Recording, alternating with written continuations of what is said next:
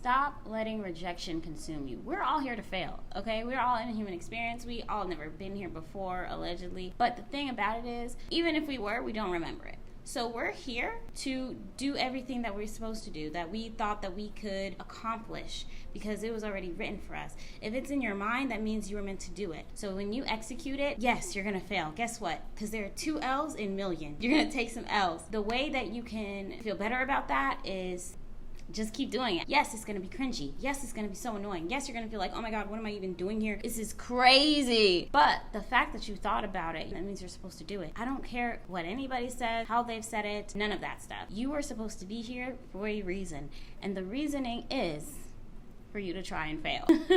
That sounds crazy, but the failure is going to catapult you to success. Every single millionaire has failed so many times. Every person who has accomplished their dreams, they have been delusional. They have failed. People have told them they couldn't do it. People have just tried to put the doubt seed in their head. Imagine being the person that invented the airplane. Yeah, you know what? We will be able to fly to different countries. People probably were like, are you insane? Maybe a little bit, but you just have to try anyway. The key to not feeling failure when it happens is gaining more confidence to the end result. You believing that you actually will succeed one day will assuage the feeling of failure. Yeah, I failed, but I really didn't fail. This is part of the process. When you view it as part of the process rather than being a failure, your life gets so much easier. Everything gets easier because I will absolutely be successful and I will get exactly what I want. Especially if you grew up being an overachiever like myself. Failure is not an option. Failure is so annoying. You absolutely want to be perfect all the time. You want to get straight A's. You want to get all the projects correctly. But the truth of the matter is nothing is perfect and nothing will ever be just correct all the time. And that's something that I've had to learn even doing this YouTube channel. You're going to mess up. It's not you messing up that's the problem. It's okay, what are you learning from your mess ups? What are you learning from your failures? That's the point of the failures, so that you can learn where exactly it is that you're messing up and you can tweak it. You can switch it. You can figure out, okay, this cannot happen again. Let me figure out how for the next time I'm modifying this so that it doesn't happen again. Failing is actually a blessing. When you fail, that means, okay, you tried something. You tried it,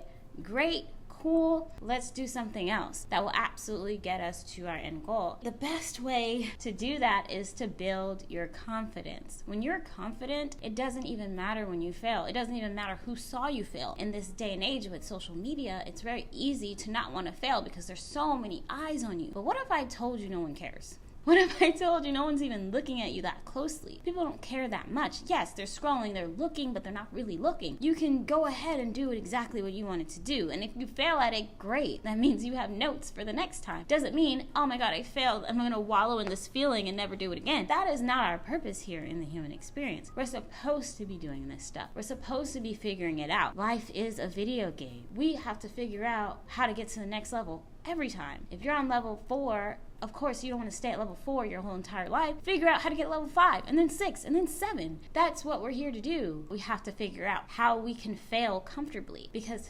failure in itself doesn't feel good. Being a failure doesn't make you feel like you are the best version of yourself. It's the exact opposite. You failing does mean that you are becoming the best version of yourself, if not already. This is not a rom-com. This is not a movie. This is not being written by anyone but you. You're writing your own life, and the only way to succeed is to figure out how to get to these other levels, and you have to fail. I've been there, and I'm still kind of there. Sometimes I fail, and it's like, oh my God, I want to hide under a rock, but at the same time I'm like, you know what, I don't want to hide under a rock because that's not how I got here. How I got here was doing the hard parts, doing the parts that I thought I couldn't do, the parts that I thought that it was impossible for me to achieve, and it wasn't. You just have to keep going. Just ignore all of the voices in your head, because I know they're voices in your head. Maybe they're voices of other people, because you know what they're doing? They're projecting. Someone telling you you can't do something is a projection of what they would do in that moment. Someone else might not be ready to pursue whatever it is that you're asking advice for. They don't mean ill will by it to tell you, oh, maybe you should wait, or maybe you should do this, and maybe you should do that. But that's what they would do. If you feel confident enough to do it yourself, absolutely do it yourself. You don't have to wait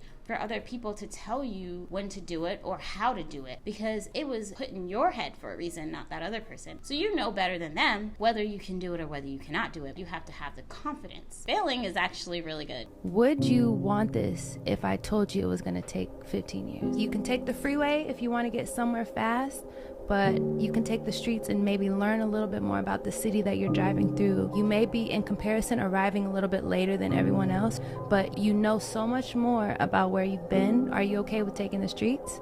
And if the answer is yes, put your whole 100% everything into it. Your money, your time, your energy, everything. That's all I got for you today.